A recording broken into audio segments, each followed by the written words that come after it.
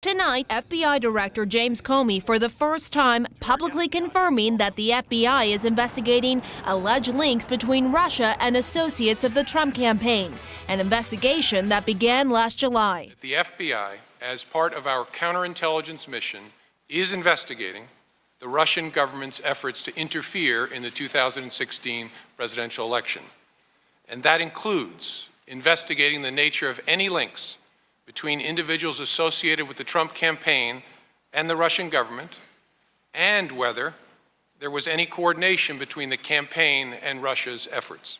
In a rebuke to the president, Comey said there is no evidence to support the president's claim that former President Obama had, quote, wires tapped inside Trump Tower. I have no information that supports those tweets, and we have looked carefully inside the FBI.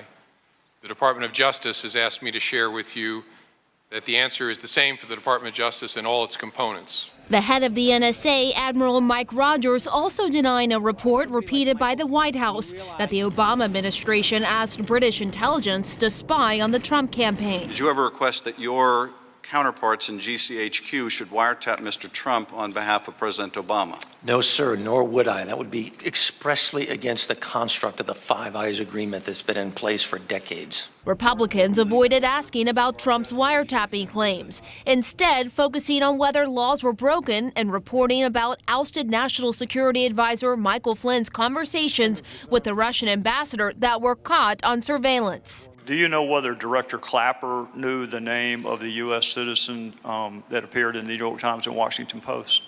I can't say in this forum. Would Director Brennan have access to an unmasked U.S. citizen's name?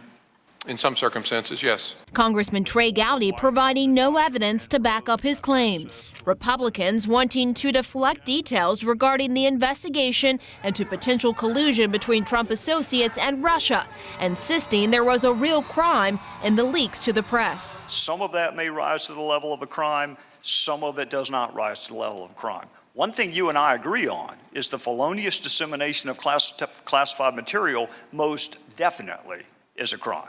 Democrats zeroed in on the Russia investigation, from the beginning laying out a circumstantial argument about what they believe may have transpired. It wasn't simply that the Russians had a negative preference against Secretary Clinton. They also had a positive preference for Donald Trump. Isn't that correct? Correct.